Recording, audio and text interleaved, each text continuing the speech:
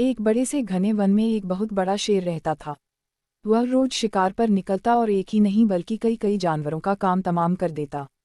इससे सभी जंगल के जानवर उस शेर से डरने लगे कि अगर शेर इसी तरह शिकार करता रहा तो एक दिन ऐसा आएगा कि जंगल में कोई भी जानवर नहीं बचेगा। सारे जंगल में सनसनी फैल गई। शेर को रोकने के लिए कोई ना कोई उपाय करना बहुत जरूरी था। जंगल के सारे जानवर इकट्ठा हुए और जानवरों का एक दल शेर के पास पहुंचा। और जानवरों के दल के नेता ने शेर को कहा, महाराज, हम आपके पास निवेदन करने आए हैं। आप राजा हैं और हम आपकी प्रजा। जब आप शिकार करने हैं तो बहुत से जानवरों को मार डालते हैं और आप सबको खा भी नहीं पाते। इस तरह से हमारी संख्या कम हो रही है। अगर ऐसा ही चलता रहा तो इस जंगल में आपके सिवाय कोई नहीं बचेगा।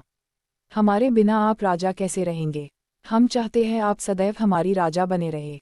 हमारी आपसे विनती है कि आप अपने घर पर ही रहा करें। हम हर रोज स्वयं आपके खाने के लिए एक जानवर भेज दिया करेंगे। शेर ने यह शर्त रखी कि अगर किसी भी दिन मुझे भोजन नहीं मिला तो मैं जितने जानवर चाहूंगा मार डालूंगा। इस शर्त के साथ शेर ने उनकी बात मान ली। उस दिन से हर रोज शेर के लिए खाने के लिए एक एक जानवर भेजा जाने लगा। इसके लिए एक एक जानवर बारी बारी से चुना जाता था। कुछ दिन बाद हिरण के बच्चे की बारी आ गई। शेर के भोजन के लिए एक छोटे हिरण को चुना गया। वह हिरण जितना छोटा था उतना ही चतुर भी था।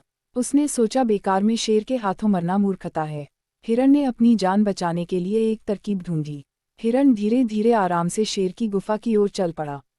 जब वह शेर के पास पहुंचा तो बहुत देर हो चुकी थी। भूख के मारे शेर का बहुत बुरा हाल था।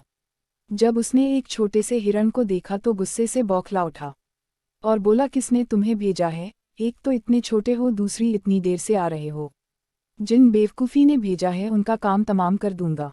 छोटे हिरण ने शेर से आदरपूर्वक कहा, महाराज, अगर आप कृपा करके मेरी बात सुन ले तो मुझे या किसी और जानवर को दोष नहीं दोगे। उन्होंने तो आपके खाने के लिए 5 हिरण के बच्चे भेजे थे, पर रास्ते में हमें एक और शेर मिल गया। उसने 4 हिरण को मारकर खा लिया। यह सुनते ही शेर दहाड़ कर बोला, क्या कहा? दूसरा शेर? कौन है वह? तुमने उसे कहाँ देखा? हिरण ने कहा, महाराज, वह तो बहुत ही बड़ा शेर था।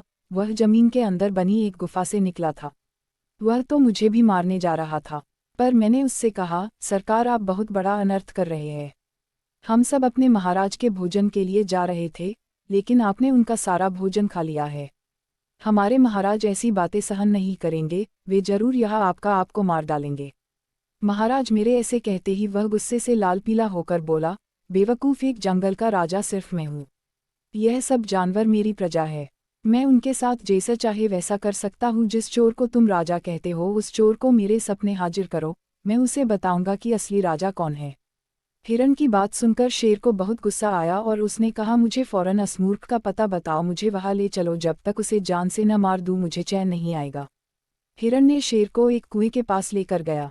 हिरण के कहा, महाराज, वह दुष्ट शेर इसी जमीन के नीचे से आया था, जरा सावधान रहिएगा। शेर ने कहा, मैं उससे निपट लूंगा, तुम बताओ कि वह है कहाँ। हिरण ने कहा, वह यहीं से बाहर आया था, आपको आते देखकर वही अंदर छुप गया होगा। आप अंदर देखिए महाराज। शेर ने कुएं के अंदर झांका तो उसे कुएं के पानी में अपनी परछाई दिखाई दी। परछाई को देखकर शेर जोर से दहाड़ा। कुएं के अंदर से आती हुई अपनी ही दहाड़ को सुनकर उसने समझा कि दूसरा शेर भी दहाड़ रहा है। दुश्मन को मार डालने के इरादे से वह तुरंत कुएं में कूद गया। कूदते ही पहले वह दीवार से टकराया और फिर पानी में गिर गया और फिर बचाओ बचाओ चिल्लाने लगा, पर हिरण ने उसकी एक न सुनी और वहां से अपने घर को लौट गई। कुछ ही देर में वह शेर डूबकर मर गया। इस तरह चतुराई से शेर से छुटकारा पाकर छोटा सा हिरण अपने घर को लौट आया। उसने जंगल के सभी जानवरों को शेर के मारे जाने की कहानी सुनाई। दुश्मन के मारे जाने से सभी जानवर हिरण की जय जयकार करने लगे और सभी जानवर बिना डरे जंगल में खुशी खुशी रहने लगे।